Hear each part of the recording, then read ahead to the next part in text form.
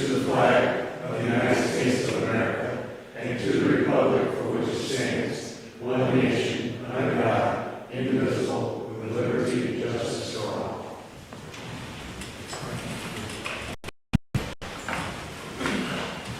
Roll call, please. John. Here. Joe Benedict. Here. Echo. Here. Gallows. Here. Lee. Here. Hicks. Here. Bradshaw. Myers. Here. Gaber. Here. Willie. Here. We have need for public hearing. Bob, do you want to? Yeah. Back in the spring, we made several applications for the downstate small business stabilization grant on behalf of small businesses. And as part of that whole process, we're required to have a public hearing for the purpose of closing out the grant and providing opportunity for businesses that receive the grant to give accounting of the funds. Stephanie Kennedy was really the point person for these grants. She wrote the grants, worked with the businesses, pestered them for information, and in the end got them out the door. And so tonight we have 4 closeout public hearings. Okay. Before we started, I just wanted to say a couple of words here on behalf of the city. So, on behalf of the city of Pontiac, we'd like to thank all the area businesses that have given their all over the last year. It's been the city's privilege to offer our assistance in applying for the downstate small business stabilization grants with many area businesses. We were successful with 5 local businesses. We held a closeout hearing a little earlier in the year for Edinghurst, and tonight we're going to hold a closeout hearing for 4 more.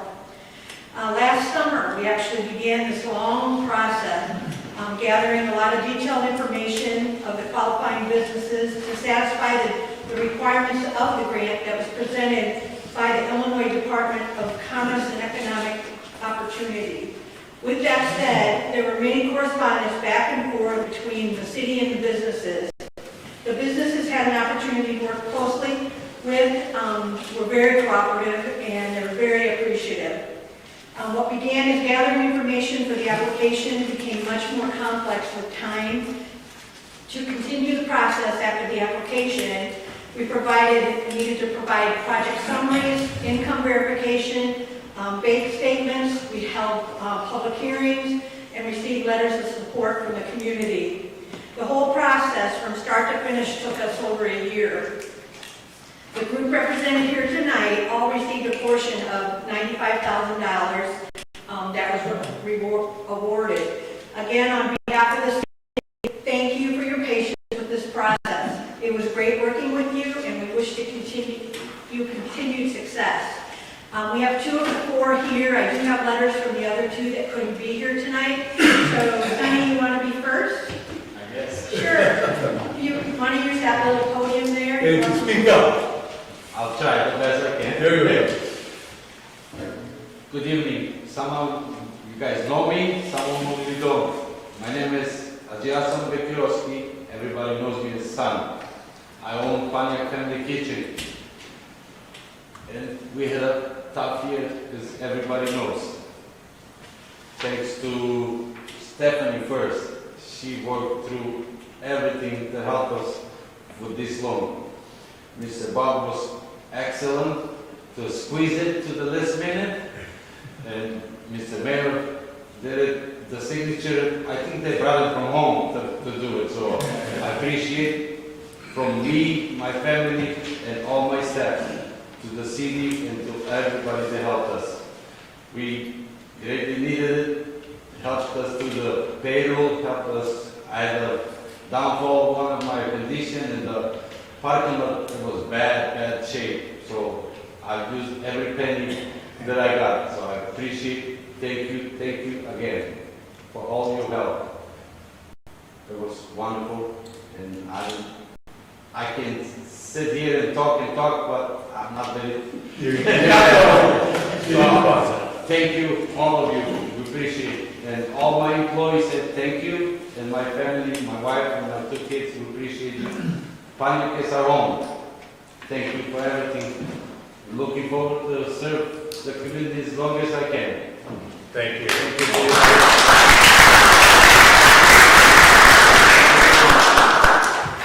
And now we'll hear from Sherry. Sherry from Elliott's Corner Junction. I'll try and talk loud, how's that? Okay. Okay, to the Pontiac City Council, I would like to thank Stephanie Kennedy and Bob Carlos for all of their diligent work in helping me apply for the city grant. There was a lot involved on the part to get all the paperwork filled out properly and submitted. Without them contacting me and work on Stephanie's work, I would not have known anything about the state grant. The grant money saved us. If not for it, we would have had to close a long time ago. The doors to Elliott's still remain open. With the pandemic hitting all of us as hard as it did, the mandates, we didn't know how much longer we would be able to stay open. I had to use grant money to pay for food inventory, payroll, utilities, property taxes, health department food permit renewal, our state license, and the city liquor license, and will continue to use it to keep Elliott's running. Pretty well used most of it up right now. So a big thank you to Stephanie, Bob, and the City Council for making this grant possible. With sincere thanks. We appreciate it.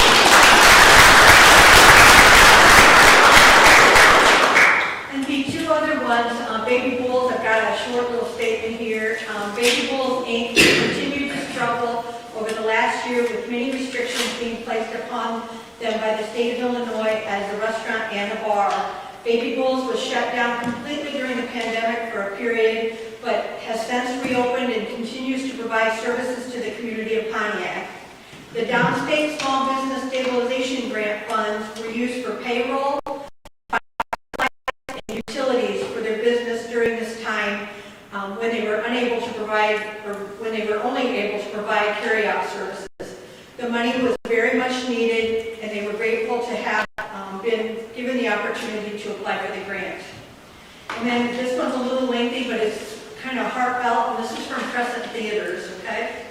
To the community and the city of Pontiac, I would like to start by thanking Steph Kennedy and Bob Carls of the city of Pontiac for all their time and assistance with the necessary paperwork to complete the filing for the Crescent Cinema grant funding. I truly appreciate all their support. In addition to the city's help, I would also like to publicly thank the entire community for their continued support of the theater while the screens were dark. Showing up just to purchase popcorn or other theater snacks to take home during our curbside concession provided us with much needed boost. Even coming to purchase gift cards and not knowing if we were ever going to be open again was an incredible dedication of support in keeping us open for business. We enjoyed seeing people come out for popcorn, candy, and snacks and leave with a smile during the pandemic closure. Thank you. As everyone knows, the movie theaters were forced to close doors for months on end. Then they were told we could not be open with restrictions in late summer of 2020, only to be forced to close again 2.5 months later in November. The bills piled up, and with very limited income being generated, created a backward before we were able to reopen in late August of 2020. In hindsight, we probably should not have tried at that time to reopen, as the lack of attendance during the 2.5 months actually cost us more to be open than to stay closed. The movies were not coming close to meeting the bare minimum that the studio charged to run movies, so every movie was costing more to rent than to pay the paid attendance coming through our doors. Our on-screen advertisement that generally helps to bring in some additional income had also come to a halt. Due to the closure and the lack of attendance, it was not worth it for advertisers to pay for the advertising. It was a bleak time for the theater business. Receiving the grant funds has provided us much needed assistance in helping to maintain our business and to keep our heads above water.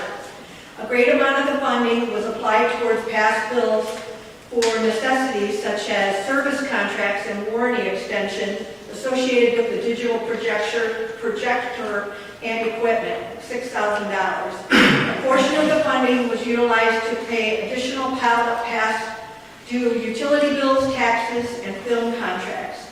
In addition, the funding provided an avenue for us to continue our employees' payroll and pay film rental in advance that allowed for some cushion to stay ahead of movie contract deadline payments. The remaining grant funds were utilized to assist in purchasing a new ice machine, $2,500, to replace a 15-year-old unreliable existing machine. As we look forward, we know business will be different.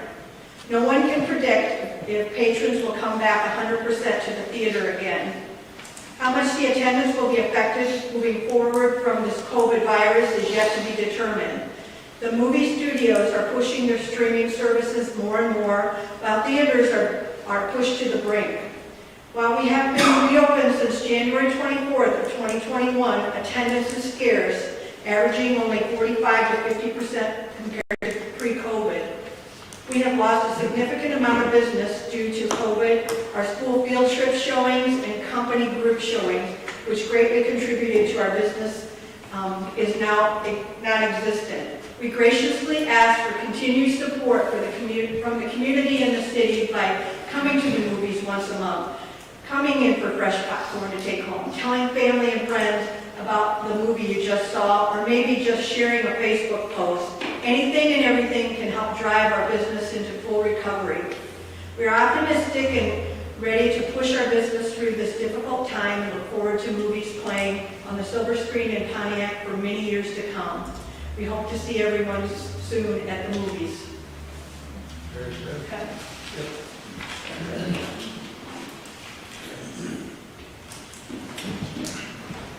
That concludes the public hearing. Concluded with that, then great news for many of the businesses, and more to come, I'm sure. Moving on, let's go to the consent agenda. We have 3 items on there.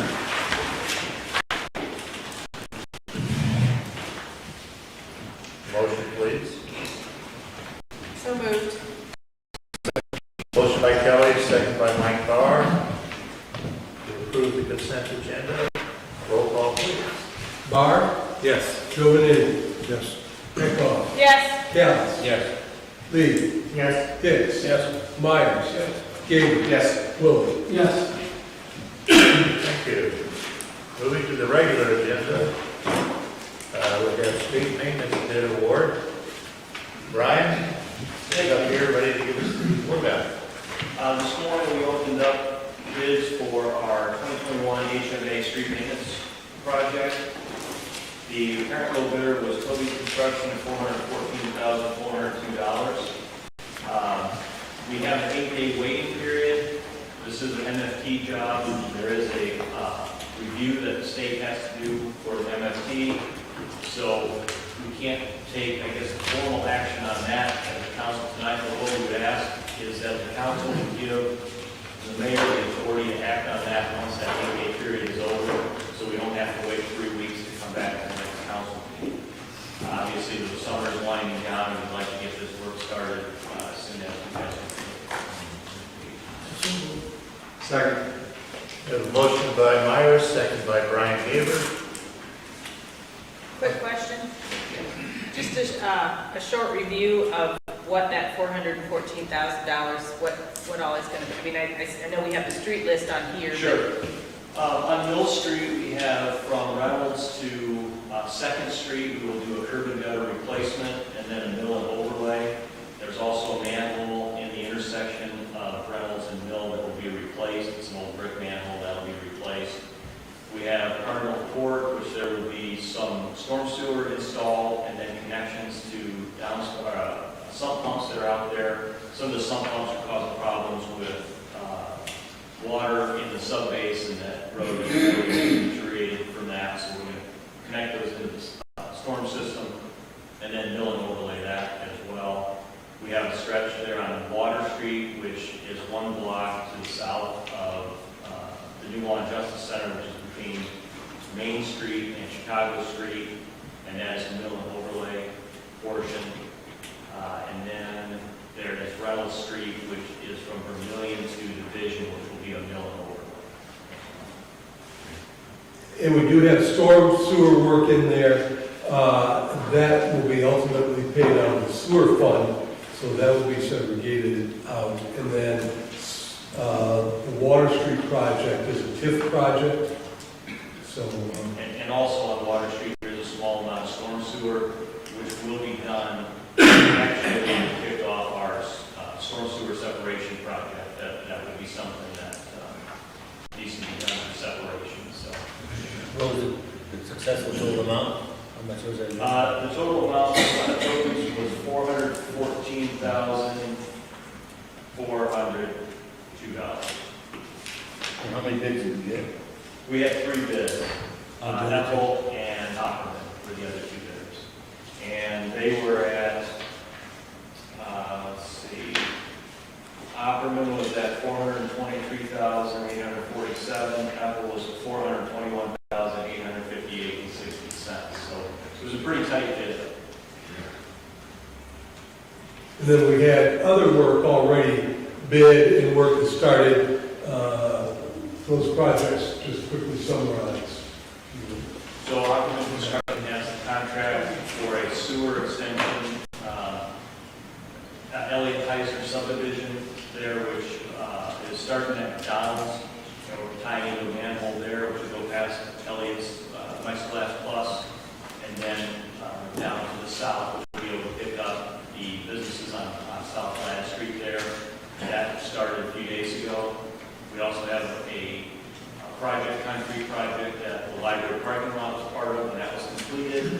The other piece of that was Ewing Drive, which is pavement patching and some replacement out there, which has been started. We've been waiting on a permit from the state to get within their right-of-way. We received the final step before the permit today, so we've signed that. We need to get the city clerk to sign it, and then that will go back to IDOT for their signature and approval, and then that permit is obtained, we can get into the right-of-way there on 116 to continue working on that project. And Indiana Avenue, which is on the agenda. So my rough is about 8 blocks of work for $414,000. That would be fine.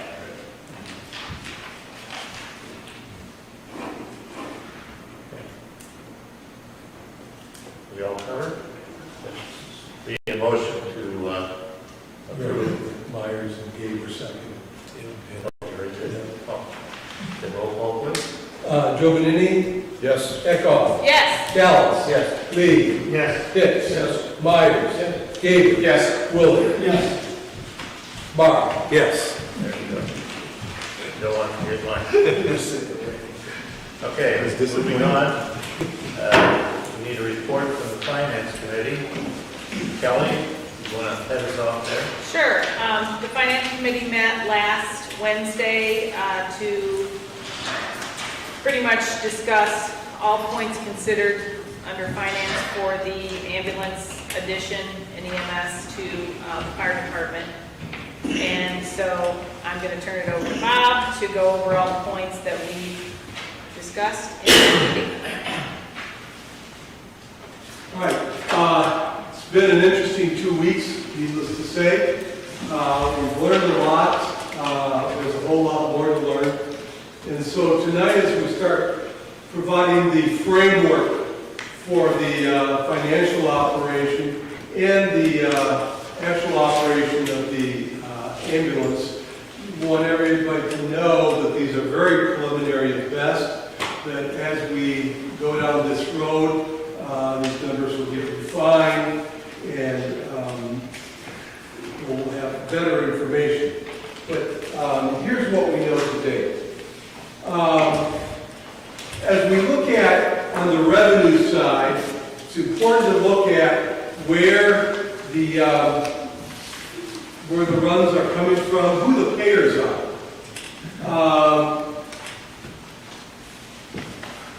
We've talked to the billing company who does a lot of central Illinois communities. We've talked to neighboring districts. And this is our best estimate of the breakout of runs. 54% is Medicare. 20% is public aid, which then those two combined is right at about 75%. And then commercial insurance and no insurance is about evenly split, that last 25%. So as we look at the first two categories that make up the bulk of the runs, Medicare and public aid, their rates are already set. They're set by the state of Illinois. So you see that there's various levels of emergency. It depends upon exactly what the situation of the patient is, at what level of service we're able to bill out. That's not known until the patient is taken to the hospital and the assessment is made, and then the billing will follow. So you see the basic rate. The basic is $359 for Medicare, $325 for public aid. ALS is advanced life support, $426 for Medicare. Public aid is $386. ALS 2, which is a higher level, $617 for Medicare, and $386 for public aid. Mileage is $11.15 per mile for the first 17 miles, $560 thereafter, $763 thereafter for Medicare. Public aid is flat, $5.60.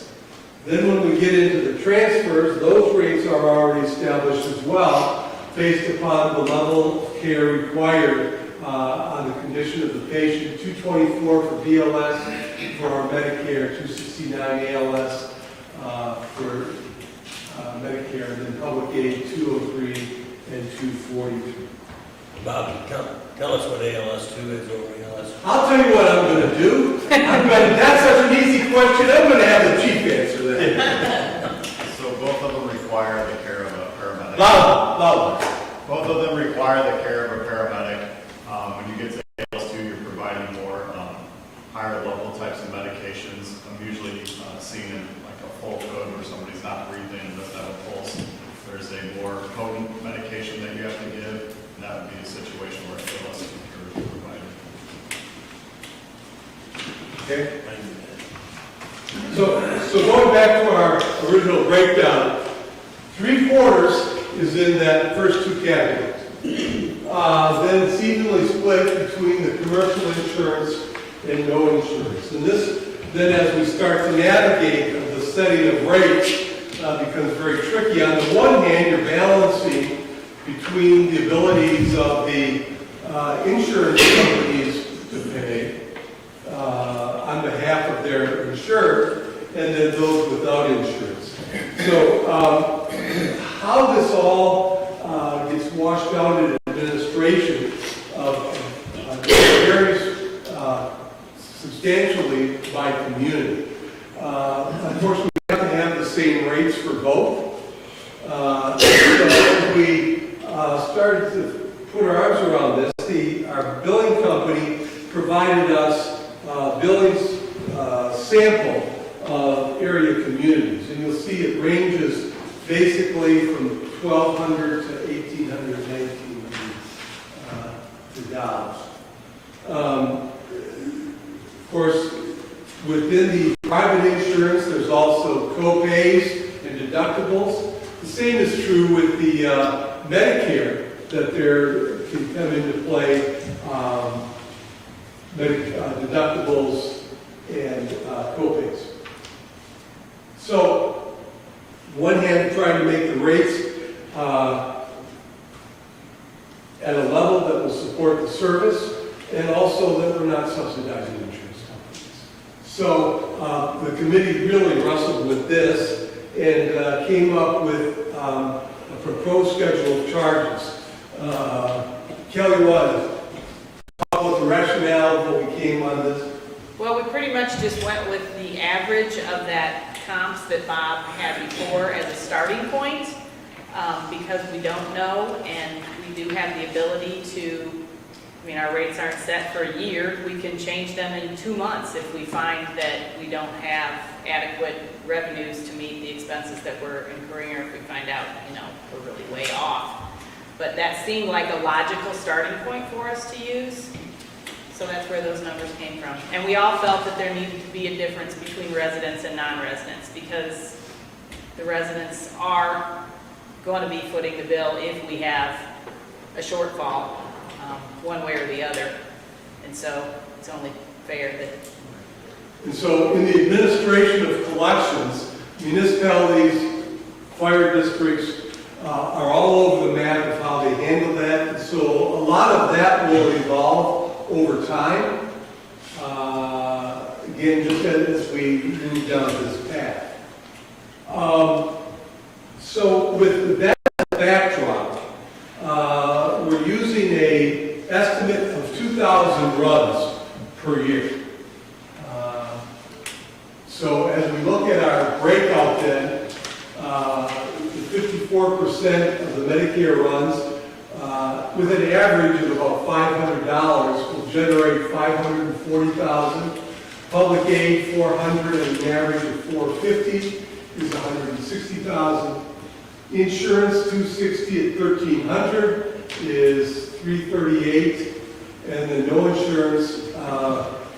As we talk to the billing company, this is going to be the real most difficult thing, that if people don't have insurance, collections is going to be an issue. So we really have kind of been very conservative for that number. That gets us $1,116,000. Again, I can't emphasize enough that these are very, very preliminary, based upon the assumptions that we've made. 2,000 runs and the revenues and the breakout of those runs. And your 2,000 runs are based on some known factor. Well, EMS is not new to us. We've been running as a first responder for over 40 years. And so every run inside the city limits, every run, emergency run in the fire districts, we've been running those. And so we have our numbers, and a lot comes over the scanner. And so, this isn't just pulling the number out of the air. I think that we've seen in the last 2-3 weeks, whatever it's been, we've been exceeding that if this trend continues.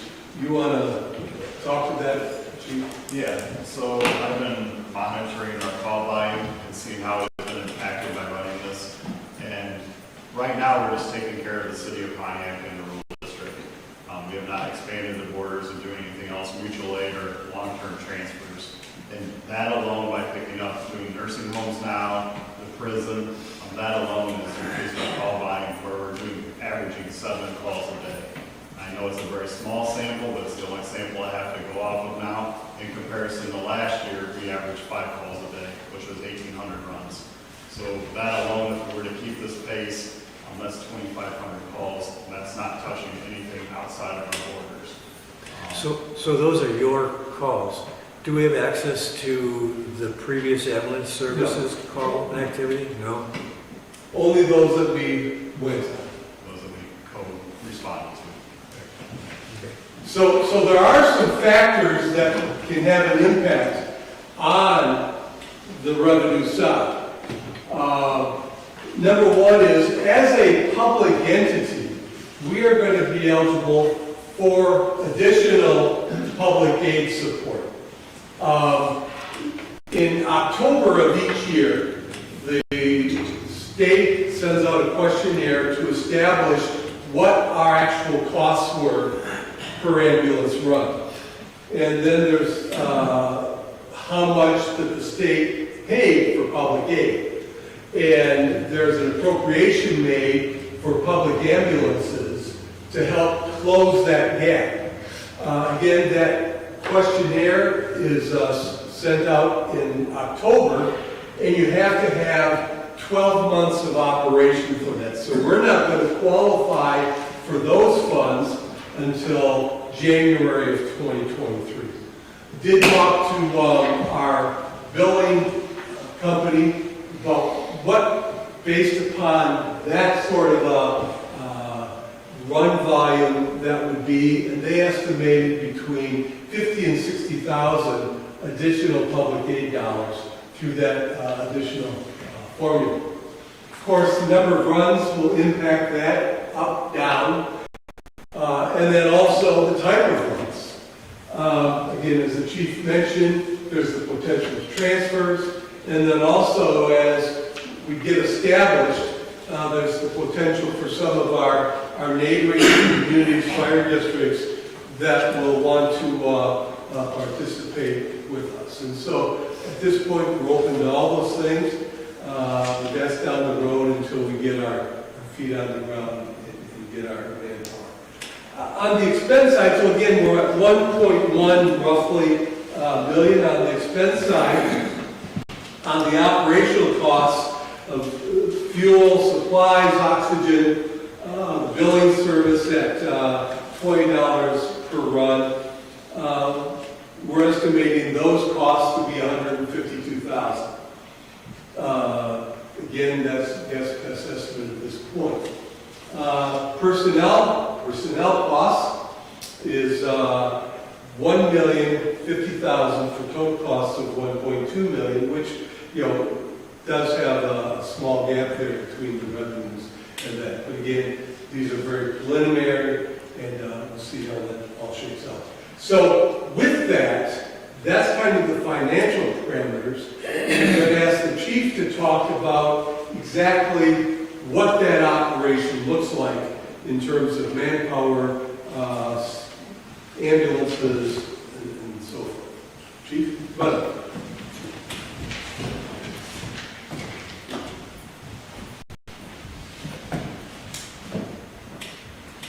Just to kind of get the council up to speed where we're at today, we're still working off of 1 week operational period. So we'll be closing our second period of this week and entering into the third. What we've been able to establish so far is to staff 2 ambulances.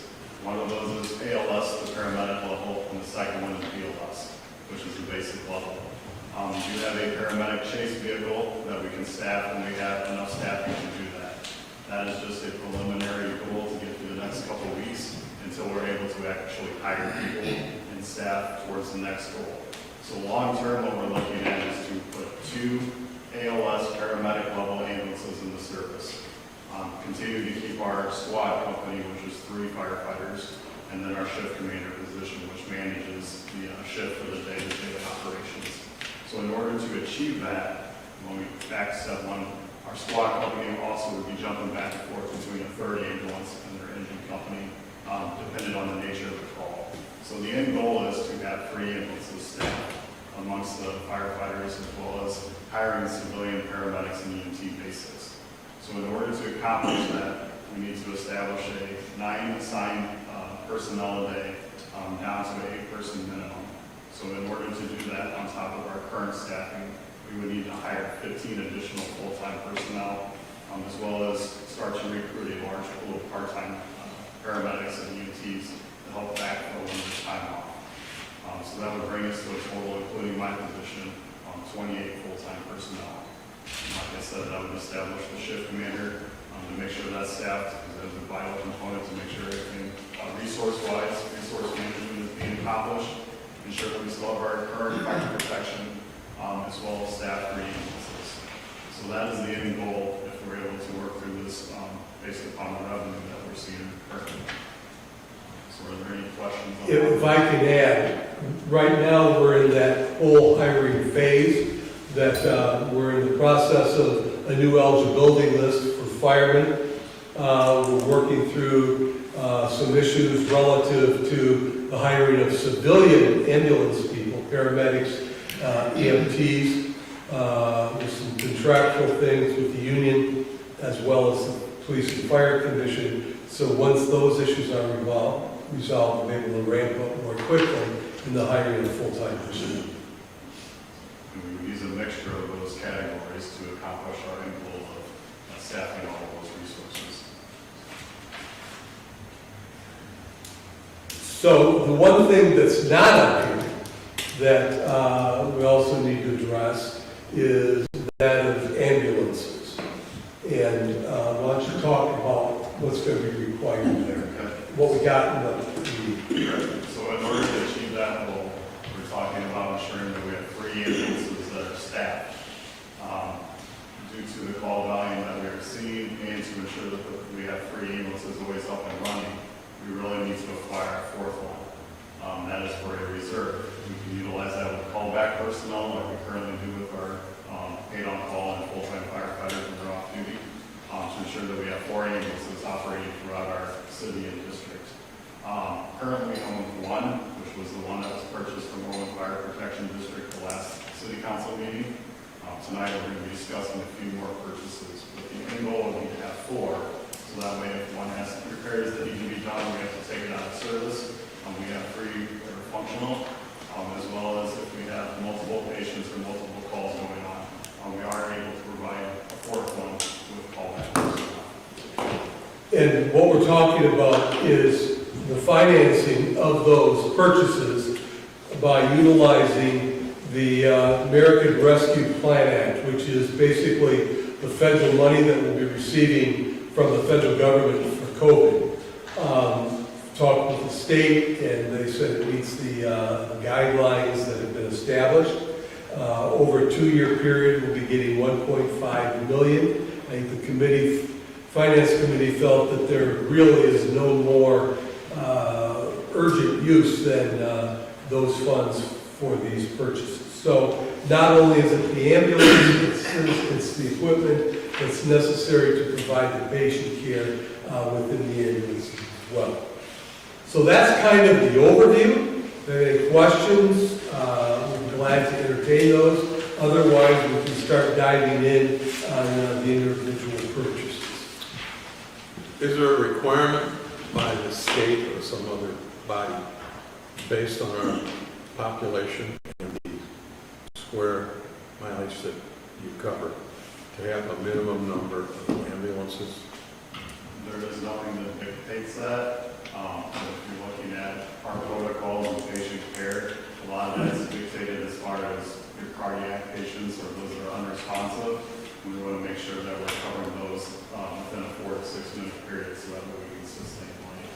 But as far as parameters, as far as how many ambulances you have to have in service or the distance away, there's nothing set by the state. It's really No minimum staffing requirements? or no minimum staffing. Well, there's minimum staffing per ambulance.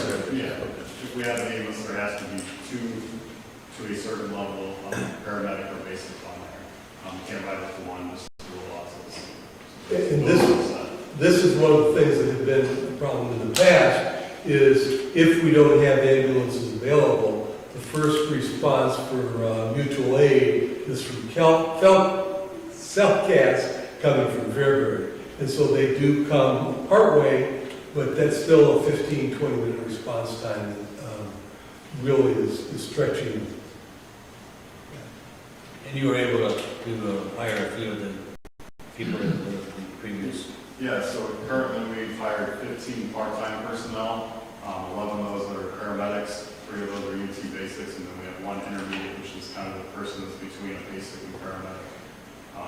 So we've been able to acquire 15 part-time personnel in a matter of 2 weeks.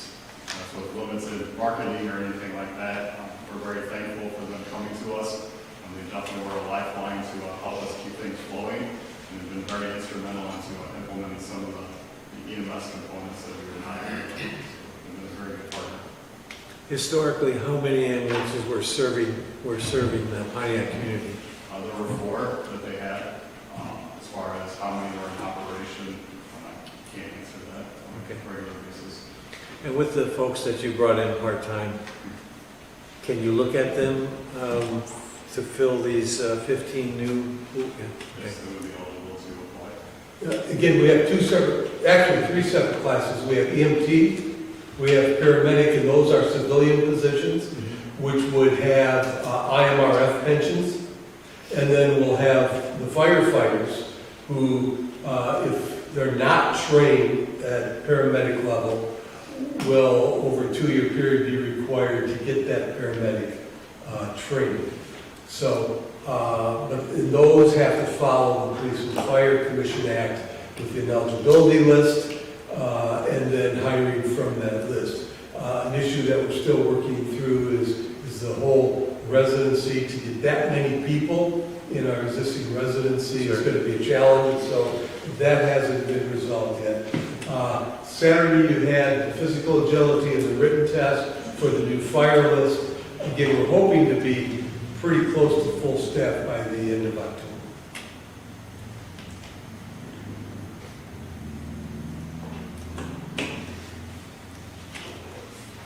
Well done. Yeah, for having it dropped in our lap, that's a good job, guys.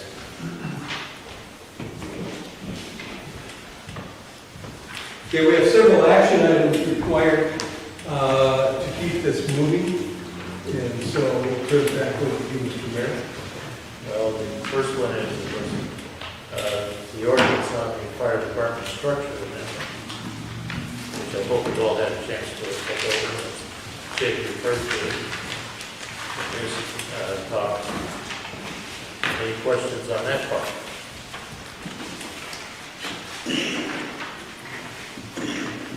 This will give us our structure to man the station, man the ambulances, and cover our entire city. I'll make the motion to pass ordinance number 2021-002.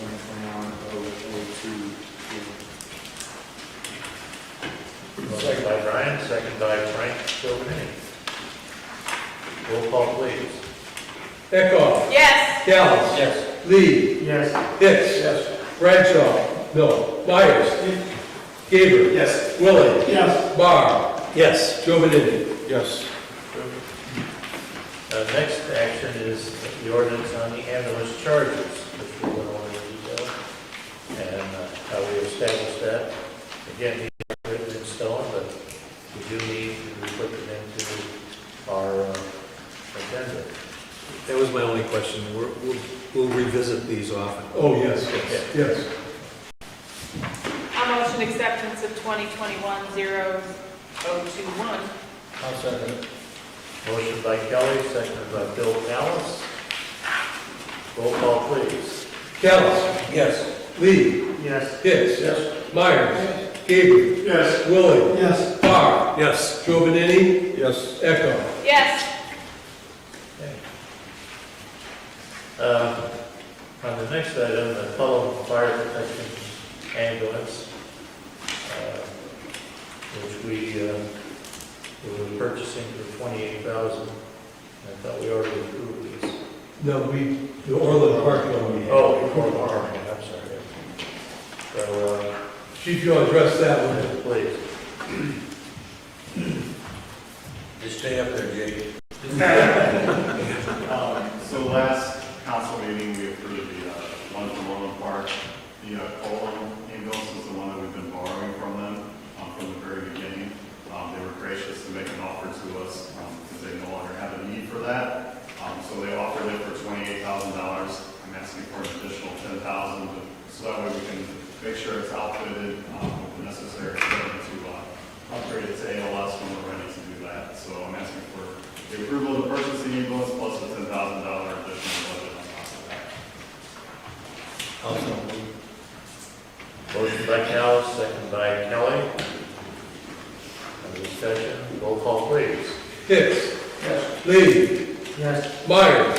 Gaber. Yes. Willie. Yes. Barr. Yes. Joe Beninny. Yes. Eckhoff. Yes. Callis. Yes.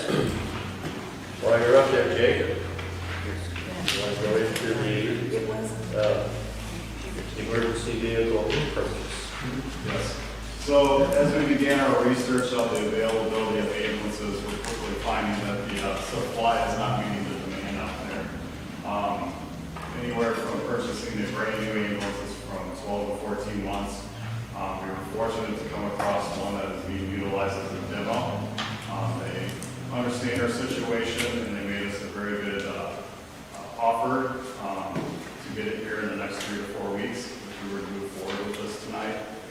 They're offering it for $262,077 in order to fully equip it with the necessary radio and communication equipment, and we also need a digital stair chair.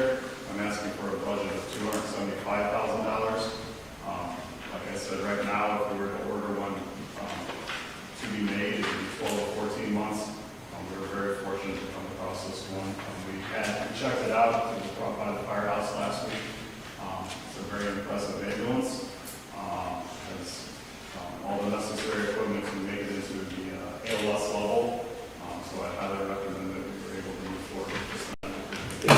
become our first out. This will be definitely our first one out.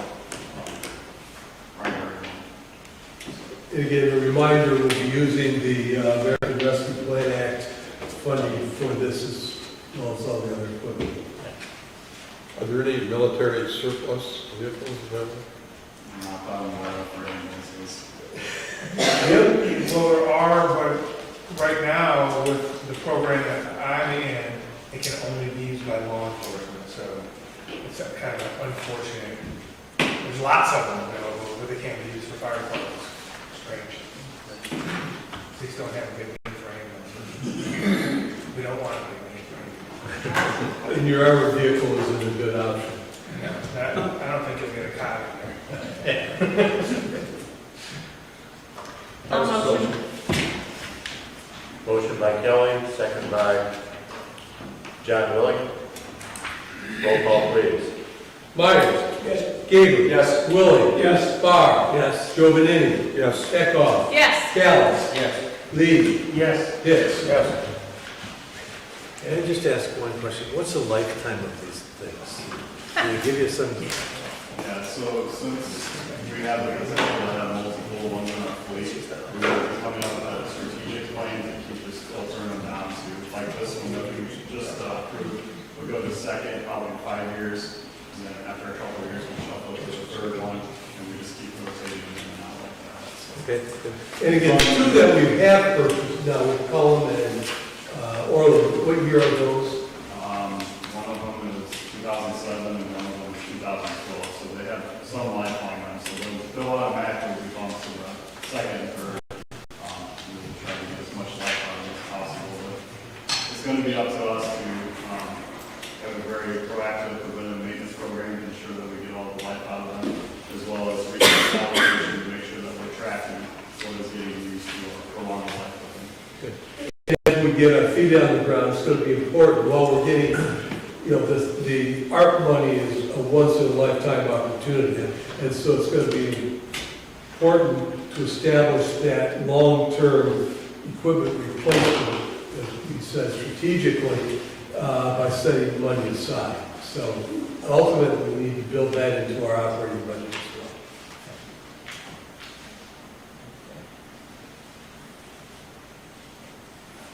well. And we did the roll call on that. Yes. Then let's go to the Lucas device purchase. So through my quick education of 2021 EMS equipment that was needed, Lucas devices have come a long way since I started. One of Lucas devices is a machine that you would put on a patient that's unresponsive, that's not breathing, and requires CPR. It's set up so that way you put it on the patient and it does the compressions for you. And why that is vital is to have a successful transition from someone who doesn't have a pulse to having a pulse. It's all done in the rhythm and the depth of the compression. Through technology advances, this is the go-to for any type of first responder care. Talking to several different fire districts and ambulances, this is kind of just like a cardiac monitor. This is the go-to piece of equipment that everyone's buying, and there's been a very large success rate in transitioning patients that would not have survived to successful transitions. So in talking to everyone, they said that you need to make sure you have these. We did some further research just to see if it was up to speed, and this was something that came highly recommended from several veteran paramedics to have on the ambulance. So in trying to get 3 ambulances, we're recommending to purchase 3 of these Lucas devices. So that way, no matter what ambulance rolls out, we have this device available to better our chances of reviving somebody.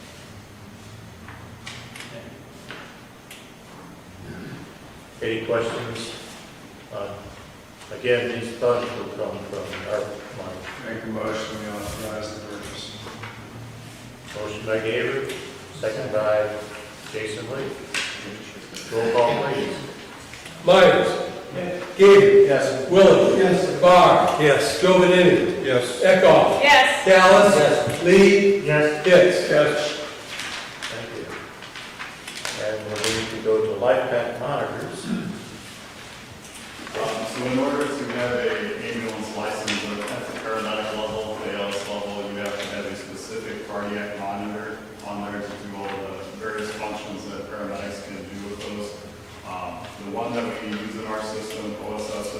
life packs, so to be compatible to the rest of the system to ensure that we're getting the same type of training.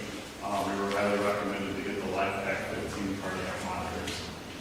Since we were working towards putting 3 ambulances in service, I'm requesting to the council to purchase 3 cardiac monitors at this point.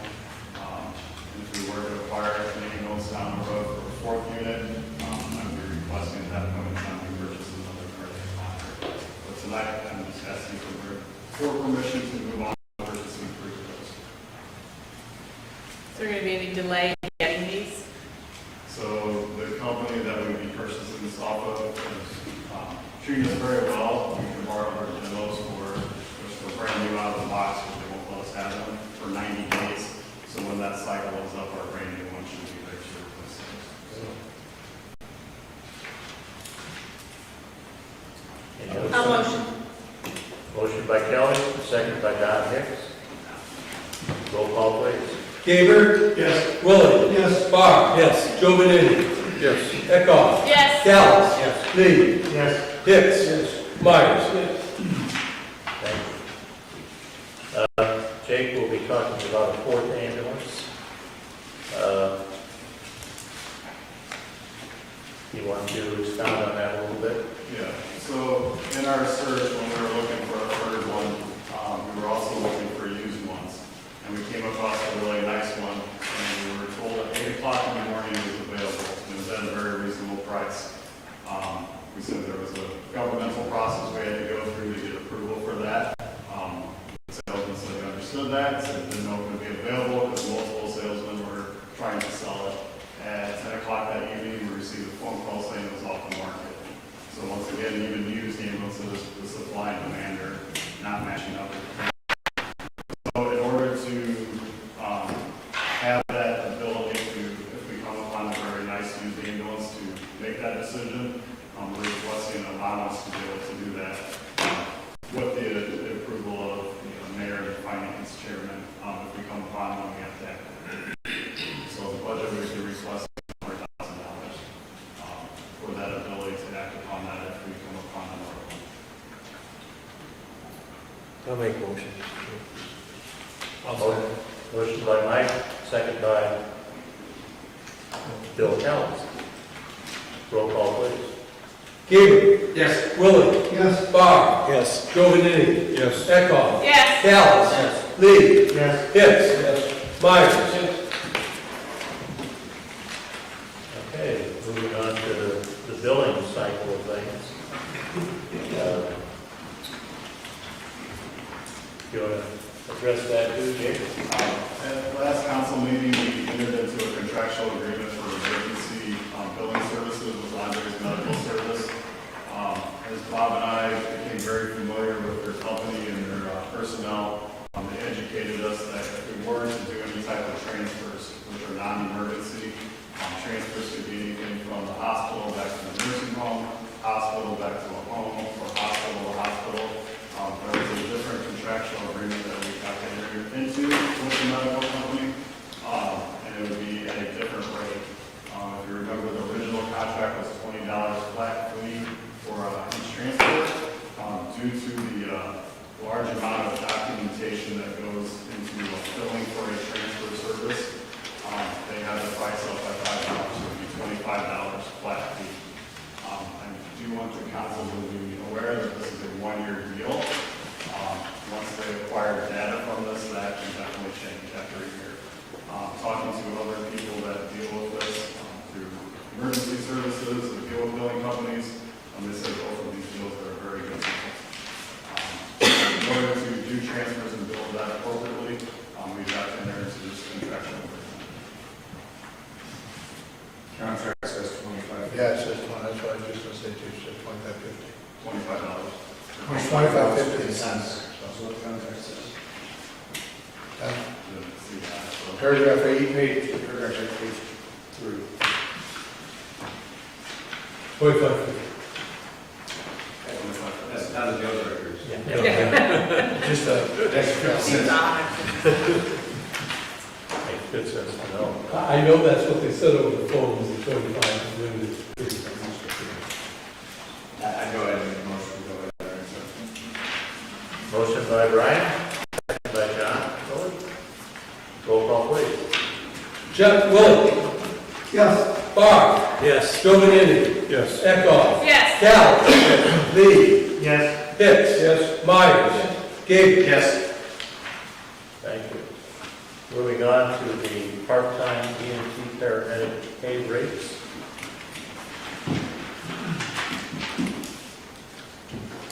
I think you've already discussed this a couple times, Jake, but you know, recap it. So like I said, we've been very heavily dependent on part-time personnel to get us through the short-term operational periods. Moving forward, part-time personnel is very vital to us as well, not only for callbacks, but also for supplementing full-time staffing when they're off on contractual vacation time. We needed to establish a pay rate, hourly rate for them, because we currently do not have one. Everything's based upon part-time or paid-on-call firefighter, and those are different job descriptions. So we had to establish one for each category. Based upon other communities around us, what they pay paramedics, we wanted to be competitive with that so that we were able to create a very good pool of people. $17 an hour is what I suggested, starting off, and then $11 would mirror what we currently pay our paid-on-call firefighters. Obviously, when we get into raising minimum wage in the first of the year, we'll have to reassess that, but I think this is a very good starting point from now until the first of the year, so that way we're competitive with trying to recruit part-time personnel. So moved by Kurt Myers, second by Frank Giovanni. Roll call, please. Barr. Yes. Giovanini. Yes. Eckhoff. Yes. Cal. Yes. Lee. Yes. Hicks. Yes. Myers. Gabriel. Yes. Willett. Yes. Before we move on, we should note that Jake and the entire staff have done a tremendous job getting us up to this point on extremely short notice. So we commend them for all their fine works. Stress management. Okay. Back to the agenda. Back to business grant. Is Liz up and ready? I am. Fire away, please. So we have some exciting news for our local businesses that have obviously suffered under COVID. The DCEO, in fact, you just heard Stephanie discussing all the work that went into the downstate stabilization grants. DCEO just came out with the Back to Business grant. I put a couple of highlights up here, and I just wanted to mention them because for whatever different reason, a lot of businesses were not eligible or did not get some of the previous grants. For instance, the big grant that came out, those funds went very quickly. PPP, not everyone qualified for. Restaurant revitalization funds, they go on, and not everybody was covered. So this one actually is really specific in trying to reach those businesses that weren't eligible before. Something interesting about this, they just had to have been in business in 2019 and they'll annualize it. So someone could have opened a business in December of 2019 and they can still apply for that grant based on that 2019 number. So we're hoping to hit a lot of businesses with this. You can also see the prioritization that is going to be happening within these businesses. There's an algorithm that they're going to use to try to funnel through applications open Wednesday, and it will run through October, I believe, 17th, and those funds will be awarded on an ongoing basis. There's a reason why we're telling you guys about this tonight, though. So we wanted to discuss our part in this. I'm actually going to introduce Mary Jones. She is going to discuss the Community Navigator program that is through Illinois Main Street. So as we discussed, we recently became an Illinois Main Street affiliate community, which means we are part of the Illinois Main Street program. So they reached out to us to offer us to be part of the Community Navigator program. And what that is, because this grant is focused on reaching those businesses that were unable to get the money the first time around,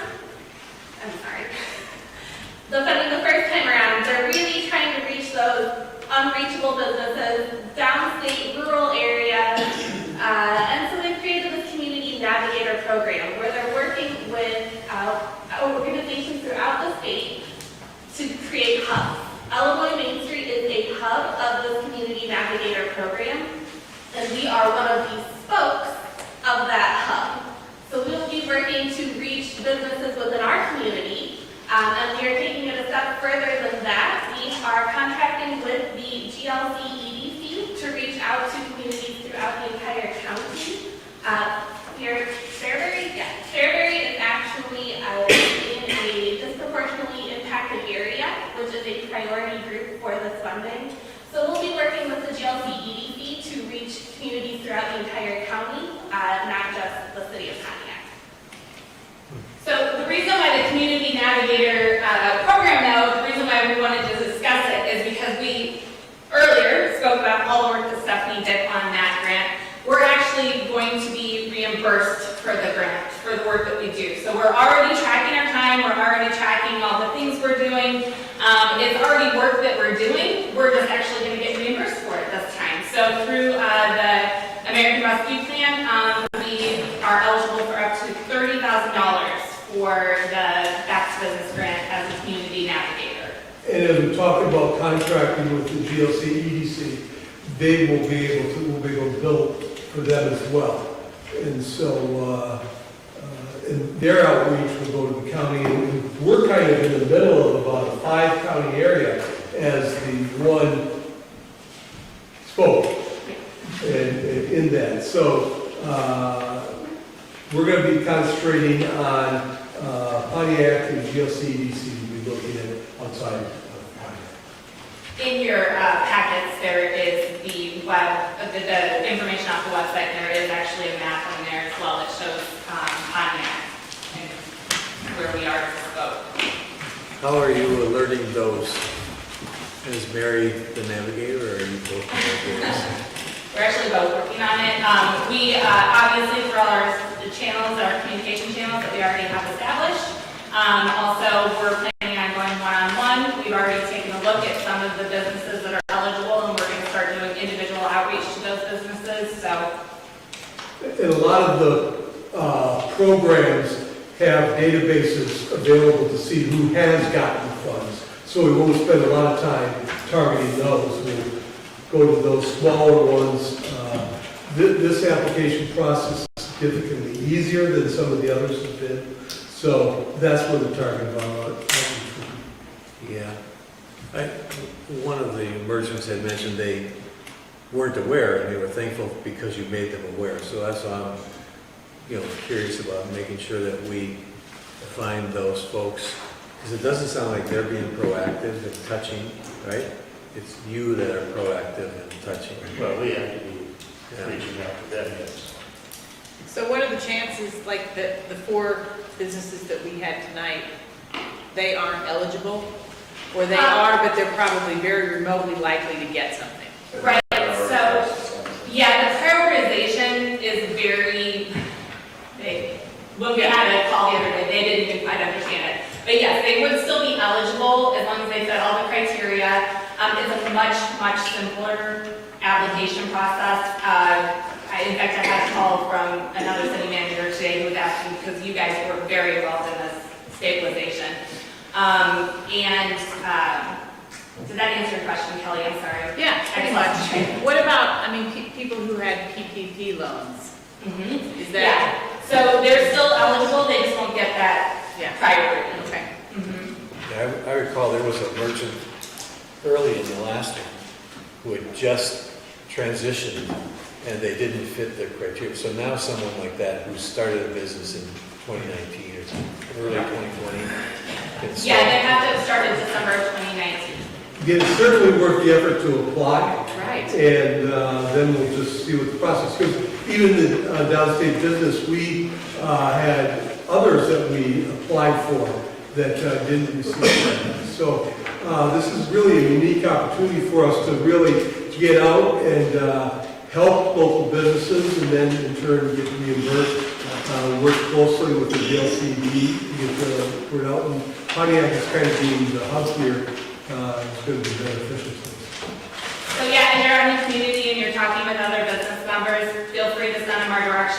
help them even just navigate whether they're eligible to apply and help them with the application process and everything. Thank you. Yeah. Liz, now, we want to talk about the proposal for WGN, the Yeah. program. Yes. Please fire into that. Yeah, so Ellie was actually contacted, and Ellie and I set in on a conference with a lady from WGN Radio, this radio station in Chicago. WGN, which is pretty exciting. John Williams, the John Williams show is their afternoon show, midday show, I guess it's called. And he is doing a feature, The Best of the Midwest. There are going to be 4 different communities that are featured, one in Wisconsin, one in Michigan, one in Indiana, and one in Illinois. And they asked us to be the chosen community for Illinois. You can see all the different things that we get for this. There'll be an 8 to 10 minute on-air segment interview with him during his show. There's also going to be an online giveaway that's going to be plugged on the show, plugged online, social media, 20 on-air promotions ahead of the on-air segment that we'll do, social media posts. We also, the day of the on-air segment, we get to take over all of the advertising on WGN homepage. And then we also get 60 drive time radio commercials over a 4-week period. Those can also be changed out, so we could run a different commercial every week for 4 weeks. That opportunity is $7,500, and I am asking tonight permission from council to execute that contract. In terms of funding that, we put the Back to Business grant first, that we're proposing that as we get reimbursed for those funds. And also, the GLC EDC has committed those funds that they get through that will put into this commercial as well. And we're also looking at partnering with some other businesses in town that we may be focusing for some of the advertising. Yeah, I was going to ask, can merchants get an opportunity on these commercials from here? The focus is the American road trip. Yeah. Yeah, the road trip. And so we have a particular business in town that's right up the alley. Additionally, this is going to be happening right during the Thresher reunion, and that may be one of our focuses. So again, we got to sit down with them and figure out what our plan is. But we anticipate with the Back to Business reimbursements to cover the cost of this. Okay. And this is a bargain. Yeah. Yeah, No, this rate is I've been in there, I know. 10% of what it should be, and what it could be. And the timing is ideal for activities we have going on. And again, we're not liberty to say exactly what communities are going to be, but it's going to be some substantial communities that we're going to be part of. I'll motion. that we- Motion by Kelly, second by Jason. Guess who's going to? Roll call, please. Jovanini. Yes. Echo. Yes. Callis. Yes. Lee. Yes. Hicks. Yes. Bradshaw. Nope. That was not, no, she's not. Myers. Yes. Gaber. Yes. Willie. Yes. Barr. Yes. Thank you. Brian's up at the podium, give us an update on Indiana Avenue. Indiana Avenue, Optimum Construction has a contract, if you remember, that's a FAU route, we have federal dollars in that. Today was technically the kickoff of that project, and anybody that went that way has seen that some signage has gone up. I think some detour signs are actually up today. I did hear that the country barricades went up to close the road, which was premature. In talking with Opperman, it's sometimes hard to nail down an exact start date, but they have submitted their shop drawings and they've been approved and sent back to the suppliers. And the primary one right now is their concrete pipe. They're hopeful they'll get concrete pipe in about 2 weeks. And once they do, they will start on the storm sewer out there. The storm sewer may have some intermittent closures because there is some storm sewer that goes across the road, but it won't be probably the full closure right at first. So right now, we're probably looking at about 2 to 3 weeks before that closure would take place. There is some work that that has to happen. It could even be a little bit longer than that because, like I said, some things have to take place before we're able to close that. But so that will be for an extended period. We do have 110 working days on this contract. Working days stop in November. We're working with Aquaman so that we can minimize that closure and also get people through. We know that winter will come. This project probably will be over 2 construction seasons, and that we will work with them so that when the work for this year is done, we would open up to traffic until the work would start again, and that would be our goal. We're going to try and utilize our Facebook page. Mary and Liz have put up there now. There was drone footage that the police department took for us, and that was kind of our before shot. So our goal would be to take some shots throughout the process and throughout the project and continue to use our Facebook page as a means to inform the public as much as we can. What notification have we provided, if any, to the residents directly affected, like Brookside, people on Indiana Avenue? It's been a few months, but I wrote a letter and informed them of what the project would entail, gave them a synopsis of the closure, and when that would happen. Obviously, months ago, we didn't know for sure. That went to everybody in Brookside, the homes in, I think it's Deer Creek subdivision, and everyone, homes and businesses along Indiana Avenue, all the ones that would be directly affected. So they had that. The plans were on our website. It was noted in the letter that they were up there for their review. I didn't have any calls really about anything at that time. I do live out in that area. I was out over the weekend. I did have a few questions and concerns that were directed my way. And then somebody said we shouldn't have invited them over if they were going to talk business, but it's all right. And we do anticipate, whether a door hanger or a mailer, pushing people to that Facebook page for the continual updates.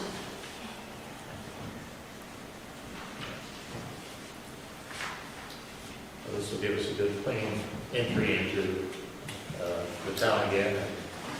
There's other projects that are coming out there as soon as they get their funding and everything together, so we'll see what goes on. Thanks for the update tonight. Appreciate it. Riverside Park Summer Badge. Liz, you have another party. Yeah, well, first off, I'd like to note our second to last concert is going to be Friday night at the park. And it is going to be at the park because the weather's going to be gorgeous. I'm very excited. And now I feel like I just said that out loud. But we do have a concert. It's a country band, the Butte Hillbillies. If you like country music, they're going to be awesome. I'm pretty excited about it. Our final concert of the year is Rip Lindy and the Wild Ones. They do 50s, 60s, rockabilly type music. I've heard reviews about them. And it just happens to coincide with our monthly cruise-in, which happens every third Saturday from May through September. Usually that happens on the downtown square. We also have our annual GTO weekend. So the Pontiacs and Pontiac car show is the following day on the 19th, but on the 18th, a big majority of a couple of clubs are in town, and they always are looking for something to do. So we got together and we thought, well, why not combine all these things all together down at the park and just make it a huge festival? So I would like to introduce Deb, who has sat very patiently through this meeting so far. For those of you that don't know Deb Howard, she is the Executive Director of the United Way. And we have had some discussions about how we could potentially and safely have alcohol at this concert. I've done 2 alcohol events between DeLong's and Bernardi's, 2 years in a row, alcohol events, and the Summer Bash. Very profitable for us, $12,000 each time in profit. Much different event than this is. The first event was 8 hours, the second event was 6 hours. Rock band, totally different program. And I will tell you, we had one issue on 2 events. And IHR does all the partying, and and they would card as well at this event. I already contacted them. The girl sitting next to IHR will be from SoQ, and she'll be collecting the money, and they can only buy 2 beer tickets at a time, and then they have to come back. That's when the person from IHR will determine if they can get more beer tickets or not. You know, so we've been very careful about that. It's a 2.5-hour event, so there wouldn't be a whole lot of alcohol served opposed to our 6-hour event or our 8-hour event. And again, it's a totally different venue of people who will be attending the event. I think it's something we can do fairly well. We've done it well in the past. The one event we did have was the first night, and it was the first time we did it. We did cut a man off, and he was from Mosaic. He was one of their clients.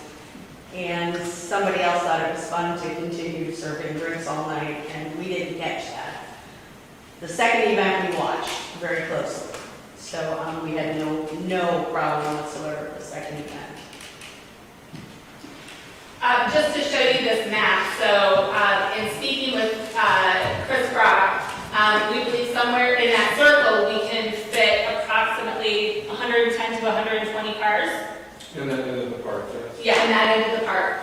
And then we will also have some other places that will have the cars for the car show. The cruising. The yellow boundary that you see, it would be the boundary for the concert.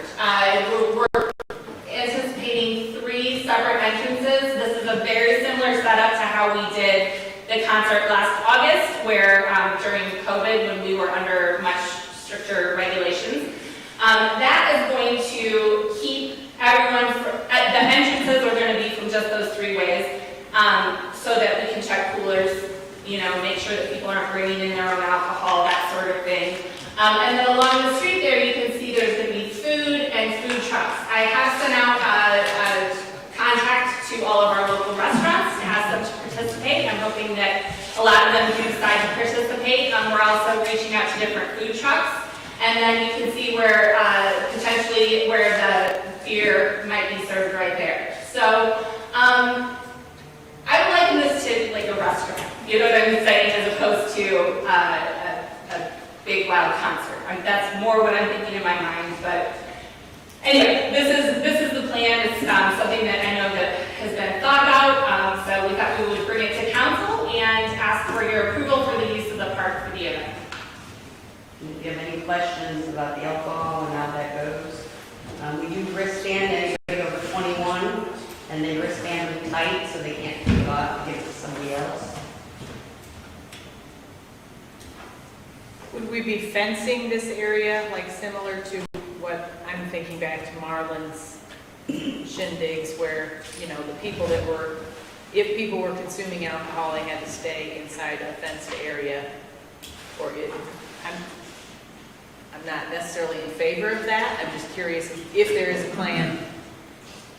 Yeah, I believe that it's just going to be the fence, the yellow that you see, with the 3 entrances. So so anybody underage would still be able to come in there? Yes. Okay. We wouldn't be able to take beer out. Right. Yes. So it's a much larger area than what we've done maybe in the past, which is a little more. But I like the liquor control, the way Yeah. you're doing it, couple drinks. It's a very short period of time. I'm sure we're not gonna. That, The limited time will be a big factor. Yep. back when we started, we were working on the budget, we said, let's try one Yeah, down at absolutely. the park. And the things just came together nicely. I think we can really have a special event and see how it works and be a springboard. Now, is your So- band playing 2 hours or? Yes, they play from 7 to 9. Okay. So kind of when we discussed this, the time frame we looked at was 5:30, opening that area, and then shutting off alcohol sales at 8:30. So the alcohol vendor would have to get a special events license. Yeah. And the insurance coverage necessary to.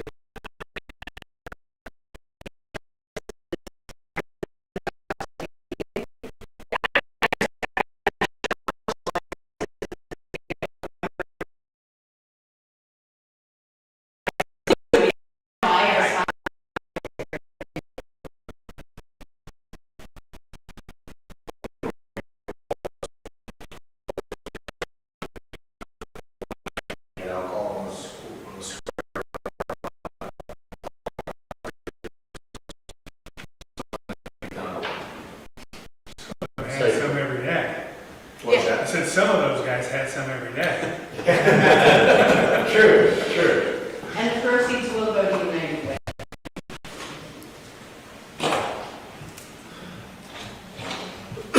So we need a motion to proceed with the latest version of the I'd still solar make a package. motion. Yeah. I'll second. Motion by Mike, second by Brian. Roll call, please. Eckhoff. Yes. Callis. Yes. Lee. Yes. Pitts. Myers. Gabriel. Yes. Willie. Yes. Barr. Yes. Joe Beninny. Yes. Thank you, council. While we're on this matter, raises a question that I've been approaching, is how does the city parks under the address allowing this and then not allowing one that you talk about or something? You could just explain the difference, Bob, as you did. Between an event and a facility. It's a special event, that's the main reason here, that we can allow. You know, we bring this up, just like the Eagle Theater is a facility. You know, there's a liquor license available for this property too, even though it's a city owned. And just like an event, it's a special occasion requiring special use, special permits. We can do. You know, I've been asked about how golf course can have alcohol. It's a facility, and people seem to think that it's more than, or different than that. It's not. You know, just like we have somebody, a vendor here to sell alcohol, there's a vendor at the facility out there too. And there's no, you know, any bad good or anything else, you know. It's all covered, the insurance is covered. I think we're, doing due diligence out there. I think we've heard good reports on the golf course from several people. How it's doing as far as financial and appearance. And we're just in our first few months of running and doing this. And as it improves, everything else will improve too. I assume that when you get back out on the course, Bill, it'll be even better. But yeah, we'll go from there. I'm glad you explained it so people that have asked the question can find out just by talking about it. And we've alluded to the shindig that was a few years ago. That was a special event where the sponsor came, got permission, had a licensed vendor, and I believe the council would entertain those at any time, but there's parameters that need to be followed on a case-by-case basis. Okay. Moving on, I have just a couple of comments real quick. One, I already alluded to Jake, but it's good to see that, you know, the entire city has come together on every occasion that we can. You know, not only the fire department, the police department, Chris and the street crews, and, they've been doing a great job all year, all summer. And we should always, you know, take an opportunity to stop by and say that to them in person whenever we get a chance. The other thing I'd like to mention is, I can't tell you how excited Bob was about the financing for the ambulance service and everything else. It was almost like he was getting engaged again. He was just overjoyed with everything that was going on. And it's great to see that kind of excitement when you go up to the city hall. Other than that, we will be going into executive session later on for other things. But city council comments. Bill. Twin Bridges, north side of the golf course, is really growing up over the guardrails. I know that we get in with a brush cutter and cut away back on occasion. But right now, a lot of this is growing up, and there's still a lot of pedestrians who walk along there, and it makes it visually hard to see a person versus the brush that's thrown out over the guardrail. I know that don't we annually, Chris, go back to cut it all? Yeah, we've actually got it down to do it, just get folks to keep it up. Or maybe, To get on it. maybe along the guardrail. Sure. If you can see it's It's overgrown. We'll get it cleaned up.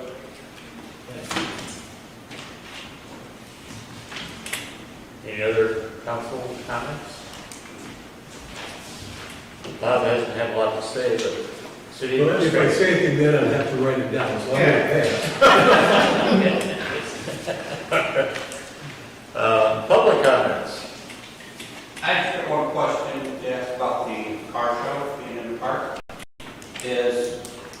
I know I've been involved in a number of car shows in that park, the park lot, and I was wondering about the entrance, how you could get the cars across to that area of the 49. I have known one thing was back by the pavilion. We're actually going to build a ramp over the curb. That's near, it's probably going to be near where the playground is, coming in through there. So there'll be a ramp, so vehicles can, it's going to be fairly substantial, so a lower, That's going to be, yeah, I want to, let's lower the ground. That's one of the things we're working on right now. Okay. Any others? If not, the motion to go to executive session for personnel and collective matters. Motion by Brian, second by John. All those in favor? Roll call. Barr? Yes. Gilbertini? Yes. Eckhoff? Yes. Callen? Lee? Yes. Hicks? Yes. Myers? Gable? Yes. Willie? Somebody